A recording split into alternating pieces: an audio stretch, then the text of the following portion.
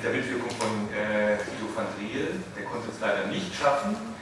Der kommt erst heute am Nachmittag in Erlangen an, ist behindert. Wir haben das große Glück, eine ganze Reihe von flämischen Künstlern und Künstlern aus den Niederlanden in diesem Jahr auf den Salon als Gäste begrüßen zu können. Deswegen war es nicht schwer, einen Ersatz zu finden.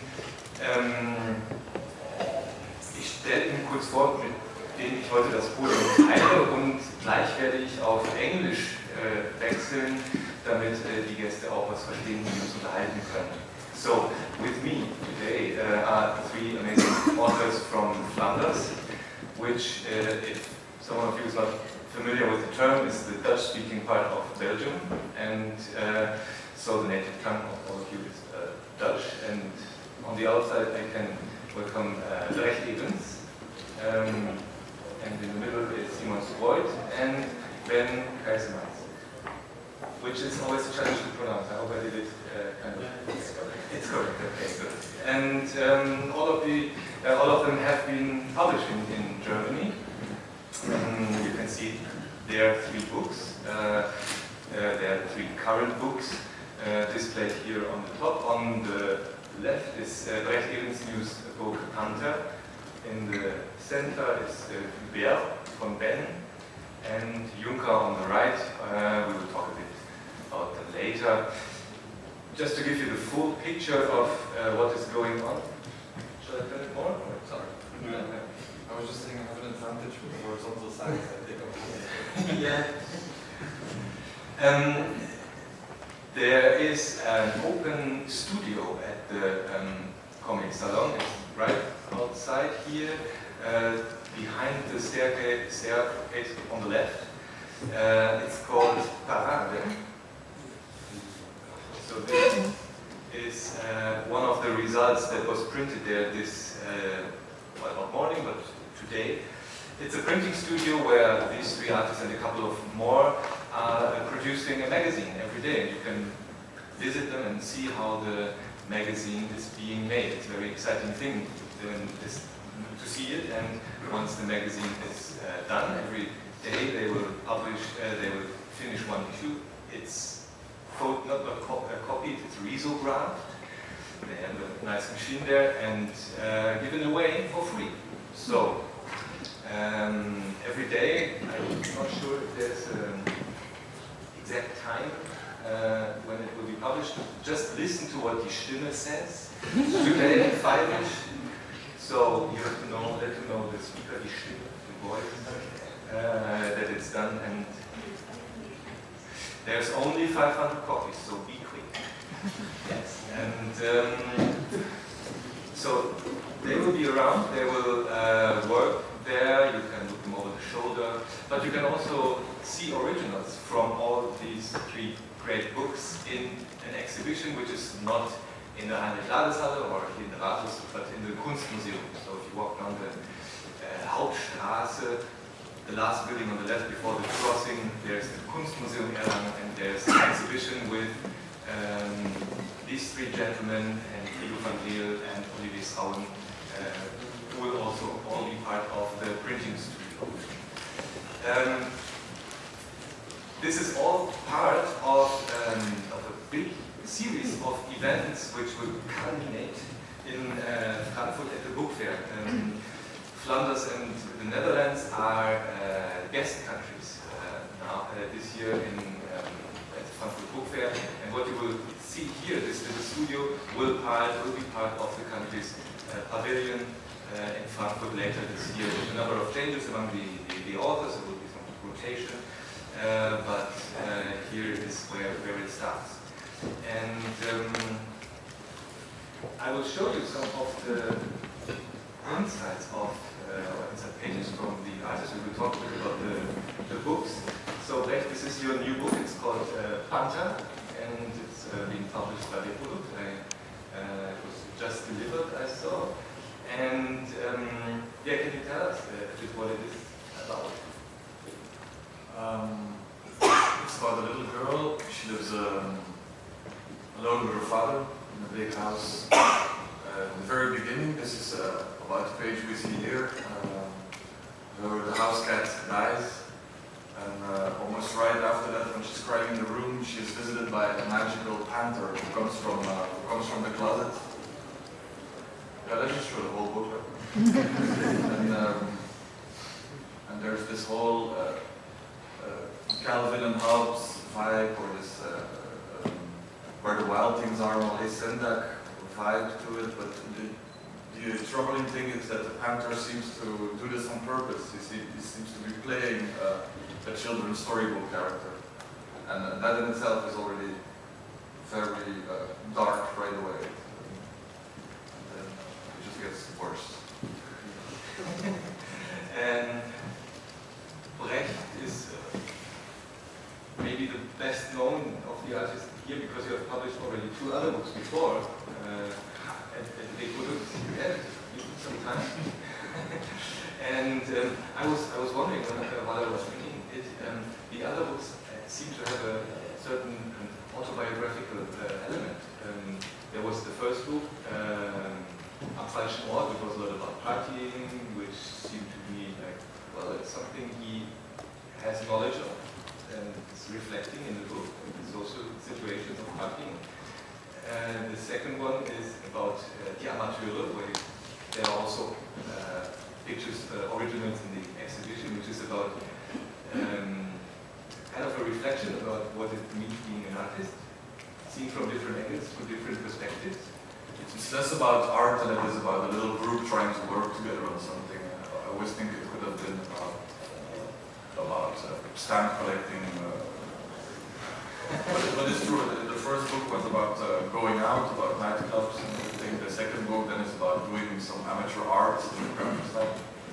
And I was thinking after these 2, actually I used all my autobiographical experience now, because I never had a job. Yes. I hardly go on trips, and I don't like to do research a lot. So then, poof, magical panther. Yes. So I was wondering if there is some autobiographical. In the first 2, definitely, and then in Panther, no. The only autobiographical thing is that the character was born in a game I played with a girlfriend at some point. I always invented characters to amuse her, actually scare her more than anything. And Panther was the most successful one. The book finds a very nice balance of being finding nice pictures which are at the same time have an underlying threat. Yes. To them. I think that's what you wanted to achieve there.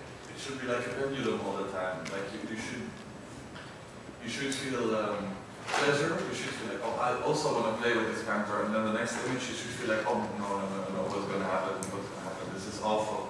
Why am I? You should feel bad about yourself. Well, you don't have to feel bad about yourself by reading it, but you should be confused all the time between pleasure and very sinister darkness. It's a book. It's like tickling the reader, I think. And I was wondering, what I was thinking about what we talk about, and we will see a little of all of your artworks, that there's a big variety of styles. I mean, we have this bracket today of comics in Flanders. What are comics in Flanders? And we have you as examples, but it's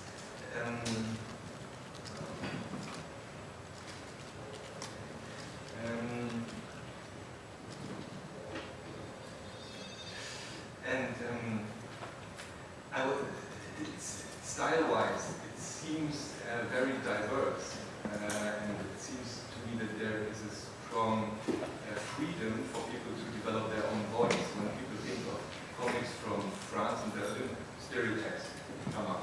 But your books are not stereotypical comics; they are expressions of your own voice, and it seems that you are very happy with the voice you found with this style.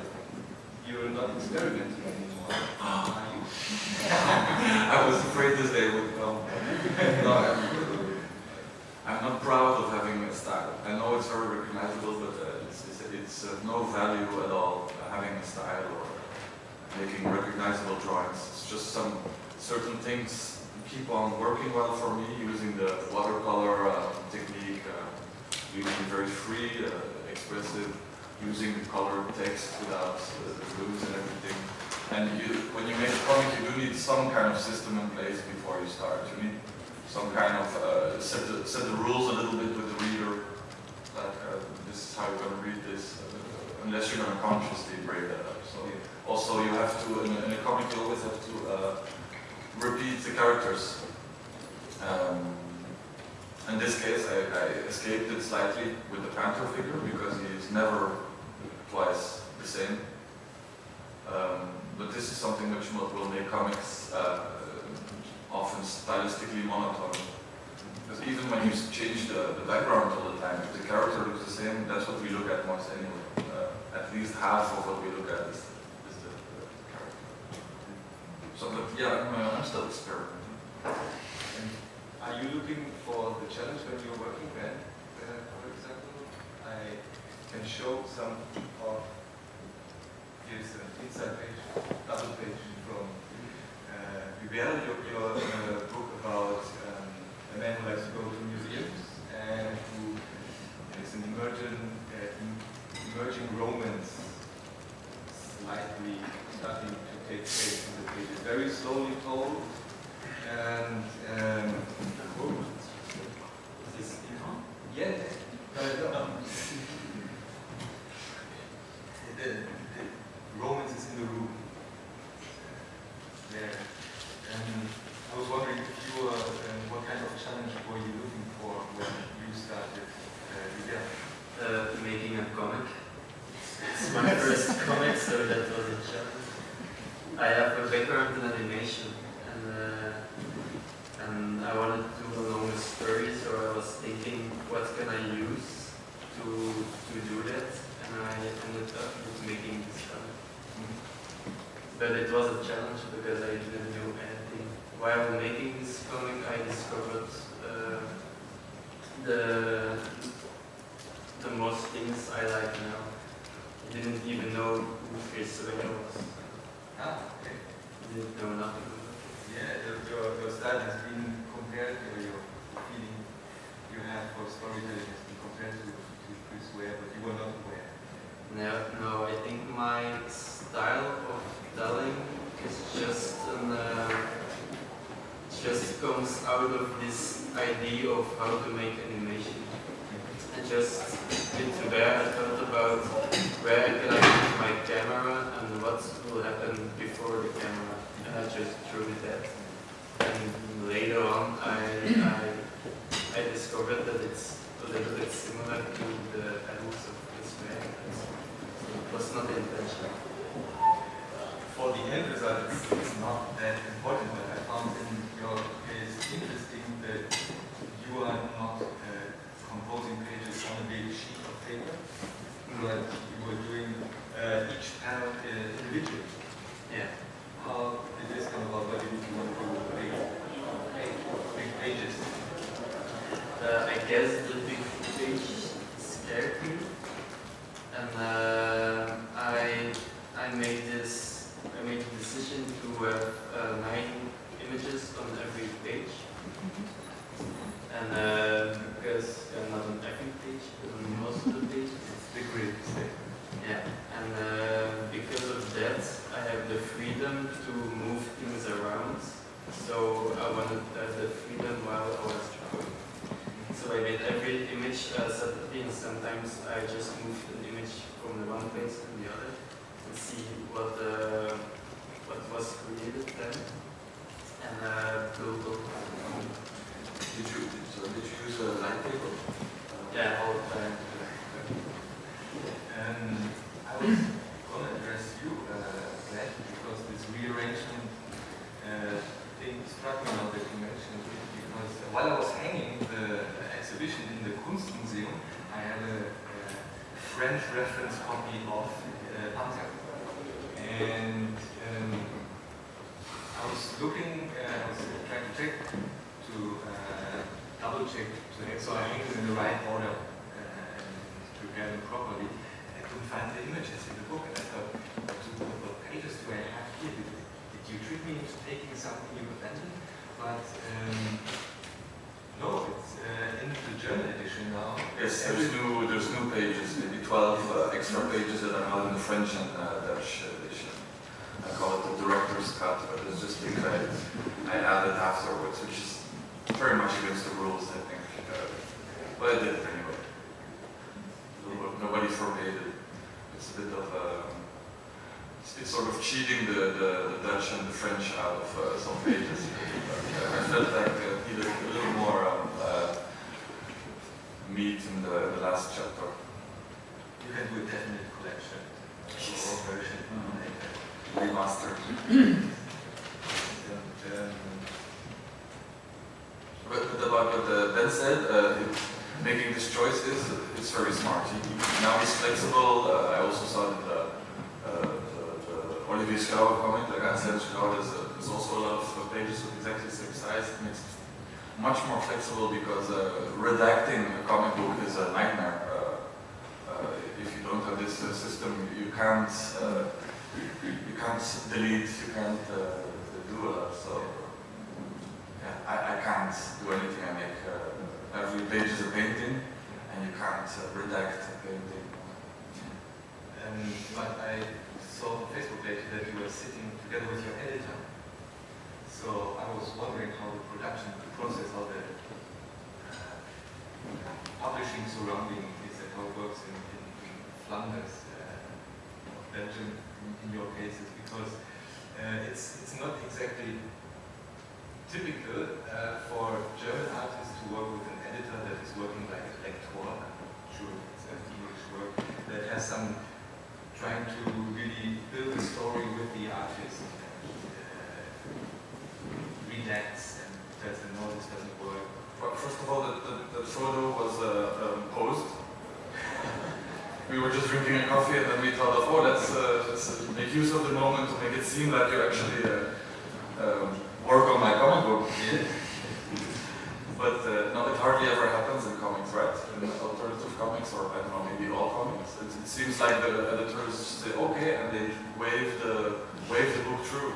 And I miss this a little bit. I miss like involved editors who give an opinion, who almost take out the red pen actually. Yeah. I think that's a service that editors do for their. Yeah, I had some help with my book. It was the first time the editor actually intervened in the story. Which editor? It was known, but it was Kim Summers. Was the lady who assisted me. But it was the first time it happened, and me too. I actually liked it. Because otherwise, it's true, it's just, we just wait until it's finished and then they do some layout and when you think of, like I mentioned before, comics in Belgium, I think it's such a big thing because people have this image that really come to mind. I was wondering, you now said it's independent alternative comics. What are your books considered like? Are they mainstream titles, or just trying to find a Yeah, in Germany now we have, or for a long time, there was this film craft. It's been a tremendous help to get some people into reading comics who haven't read comic book for a long time. And it comes with its own little possible dangers. It tries to be very literary, comic-y, whatever. And when you think of Belgium, there are comics already, you don't need some of them. Your books are all considered graphic novels. Nobody knows what that means, but it works, right? So was that something in the back of your head while you were working on your book, Simon? no, just we have. We just have the freedom to do it, so we do it. We were not restricted by the demands of editors. But there's a bit of a distinction between in Flanders we have this big tradition into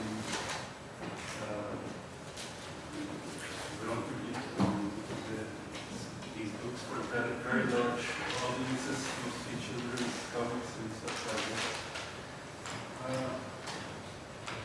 it's very classical and it has its rules. Certain forms. But when it change possible, people start to the younger generation started to make other kinds of comics, not exactly in groups. I think it's the grants. Yeah, of course, the grants of the Flemish did a lot of good in that. Sorry, can you please talk a little bit louder? It's very hard to understand. And I think the distinction still exists, and it has its danger that you're automatically considered pretentious snob who doesn't want to do things for big publics, and the other hand, the other side doesn't like to be seen as these idiots who just make a book for the masses. There's tension, I suppose it's the same here. But don't you just make something and see then if it's for the big public or not? Yeah, exactly. It's just fun. We just make the books we like to make, and we have that possibility, so we do it. And we don't have the constraints that were there in the time of the big productions, the big houses, the editors that forced books in a certain way. I think the freedom is what we get in exchange for not really getting paid. It seems to be the deal. So, when you can take the freedom of coming up with the topics and things you want to write about and draw about in your books, Simon, you came up with a story that is set in Germany, or what used to be the German Reich. As you can see here, these are pages from Juncker. It's about two brothers who lived in East Prussia and who end up in a military academy. It's in the context of the First World War. Yes, and what brought you to that story? Is it the anniversary that was moving? No. I think I know it's hard to believe because the Dutch edition came out exactly in 2014, but I wasn't aware at the moment I started making the book, or even the year before. It was the editor who told me, "Oh, yeah, it's good news. We can market it like that." But me myself, I find it rather annoying because you get automatically pushed into that group, and to me it's not really a war comic. The war is something which is going to happen, it's just a background setting. How did I come into it? I was doing research for another project which led me to Russia, and I started reading up on some history, and I just became very interested, and the story started to write itself. The books you're making, and I'm very hopeful that we see more of your books in Germany, are all very diverse. I'm not sure if it's the first book you made, but you have made Published a lot, I think. Yeah, I think it's the 8th. The 8th? Oh, I should have done the research. No, I'm glad that this is the first one. Because I'm aware of your own fictionalized autobiography, which is a funny book. It's not a serious recollection. And Still, it has some serious points. and this is very different from it, also in terms of style. And I think in this book you are some kind of capitalist baron. Yeah, I'm just for world domination, and I succeed.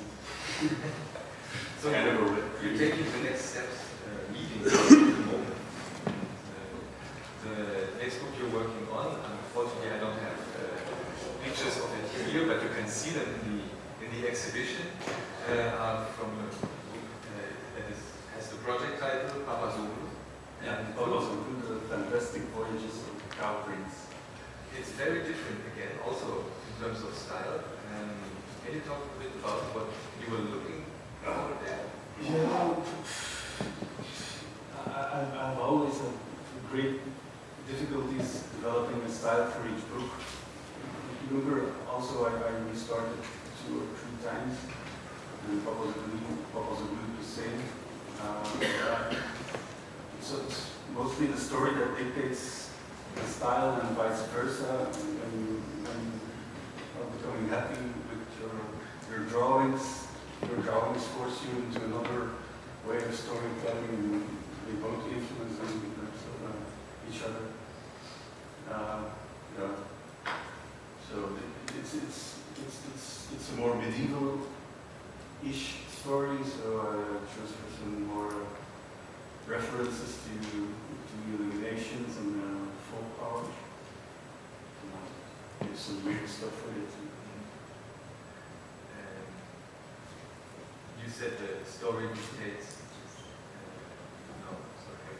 The story dictates the drawings and the drawings. Vice versa, exactly. Or the style, also, you said. Yeah, But that's style and drawing. Yeah, that's how it should. It's also the case for your new book when you're working at a new project at the moment, which will be very different from style-wise and content-wise, but you're not showing it. No. You read online or? No, in general, you're holding it back. You want to present it when it's done. Yeah, it's a little bit like edited there also. Yes. Why is that? Because it's not finished. I don't know how it. I constantly redraw things, and I find it very strange to show something on the internet, for example, and then change it. But the older version is in the air. Okay. And just doesn't like that feeling. There is. It's noticeable because it's different from how many other people do it. Many people just show crosses, pages on We the just website. need those likes. We need those Facebook likes. Yeah, you get the response that you're not just sitting in your little place in your studio and work, and it's something for you. It's a decision you made. But I was wondering, how's the scene exchange? Is there something like this? Do you talk to each other? Do you have meeting points where you talk about these kind of things? Right now. This is our meeting point. I hardly ever talk to comic artists about comics. It's really strange. It's with other people I do, but when I meet comic people, we talk about love, I guess. Yes. Or we fight. First time we met, we fought. Oh, really? But not about comics or about We were in the same comic competition in Flanders. And it was called the Comics Battle, so we decided to. Let's dip it out right here, right now. Okay. Who won? We both got hurt, yeah. We all got lost in the broken days. As you can see here on the Comic-Salon Erlangen, I hope you will have at least a little time away from the drawing boards or drawing tools that you have in the studio. There are many design schools, universities here, illustration classes that have their own booths and show what they are doing. Is there something like this in Belgium? Did you study comics? Ben, for example? You did animation, but you know. I did animation, but after that I did another master here in comics in Belgium, in Brussels. In fact, I made the first 3 chapters of Hubert while studying. And what was the rest of it? I was wondering about how you become a comics artist in your case. Shows. And but you can study it, so it's like a career option that at least the university offers. Career is very through maybe. It's a very strange career choice, definitely, because there's just a few who succeed to make some money of it. So I think you just do it in your spare time and it evolves until you become an author. I think so this is new, this university comics art studies like this.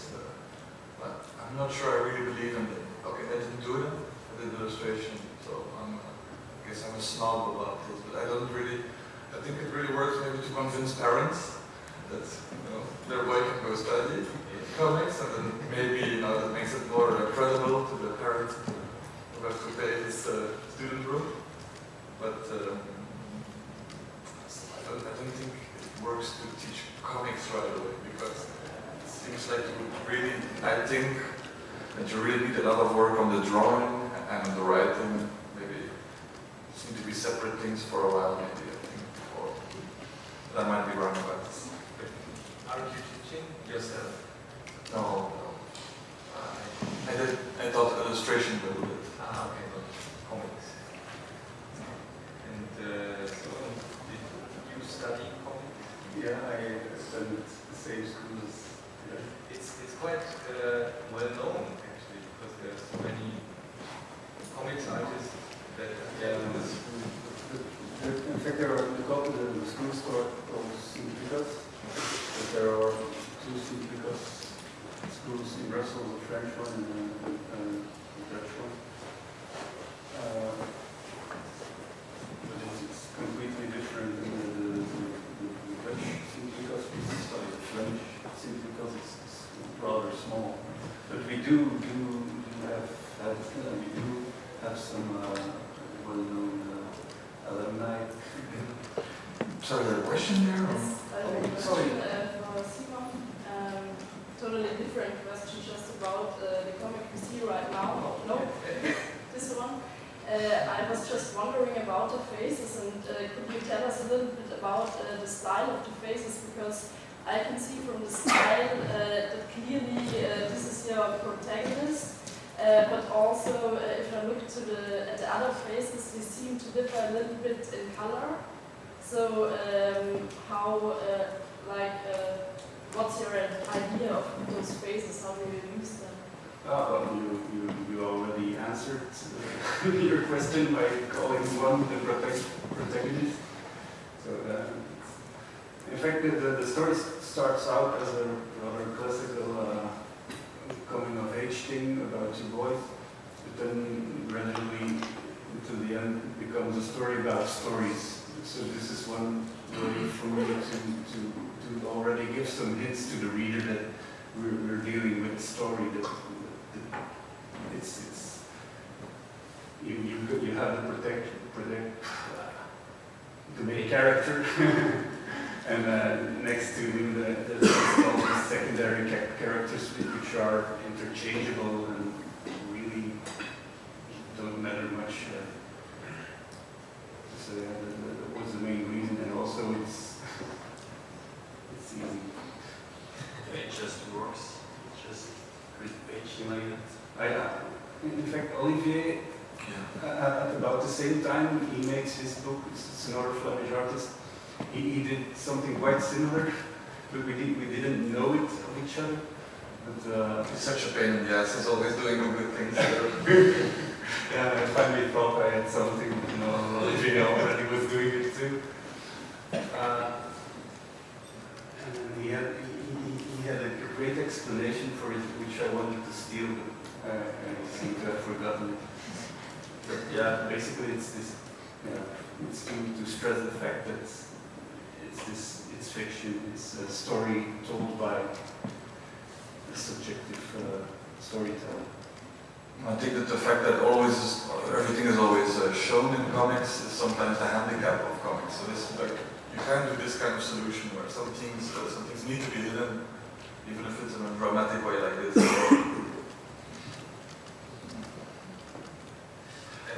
Sorry, I was wondering, did school change your way of doing comics, you think? Or would you have done it like that anyway if you went on? Yeah, it's hard to say. Lately I agreeing with you. I also question the use of these specialized schools, because in fact comics are, it's a very, very pretentious art, because you are a writer and a visual artist, and then you have to find a way to combine both of them.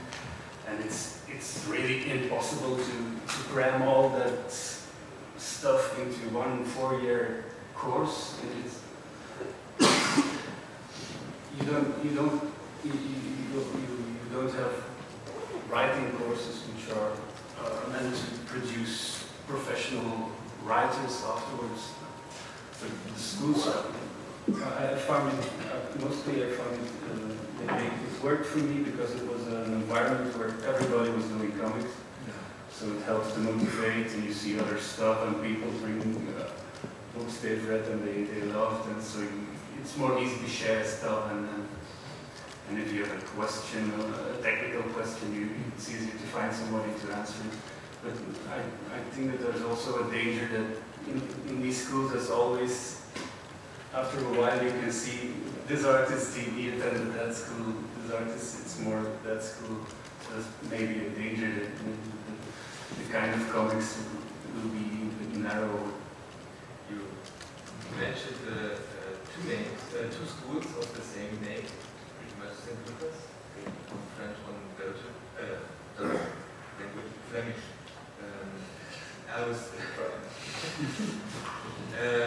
and when Belgium is in the news in Germany, it's very often about the political division along the language lines. And I was wondering if that is something you can also find in comics. Is there a division between the language part and, or is it something that doesn't affect you at all? I live in France now, and I think probably the French-speaking comic artists know each other better. Like in Brussels, French-speaking comic artists know the Paris comic artists better than they do the Flemish, I think. Yeah. Even though they might even be in the same city. I think it's like this. And how about, well, now we are at the Comic-Salon, which is probably, not probably, which is the one event in the comics calendar where all kinds of different comics people gather in Germany. And I was wondering where you meet, where you gather. Is there such a festival or event, or is there just also for you only Erlangen where you meet fellow artists? Flemish. There used to be, right? Yeah, that's where we thought. That's where we first thought. That's where we But I'm not sure if it's still successful, or I don't hear a lot about it anymore. I think there's no other. It was the only time I went there. There's a good festival now. It's more illustration comics, no? Graphics. Afterwards, that's probably going to become something bigger. But otherwise, it's mostly at foreign festivals that we see each other. Yeah. And you can see a little more of Simon and some of these pages. This page actually is also shown in the exhibition, where there will be an official opening event at 4 o'clock. You're all welcome to join us there. And I'm wondering if there are any further questions you would like to ask the artists who are there.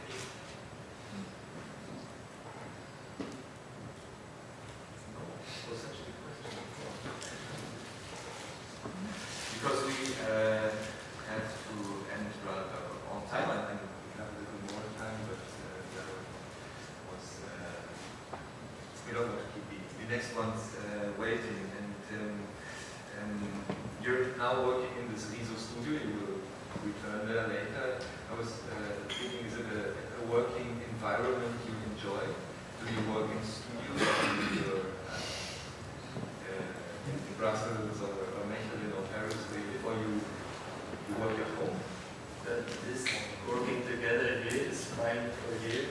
I prefer the isolated life for making my comics. I need all my concentration, no distractions to it.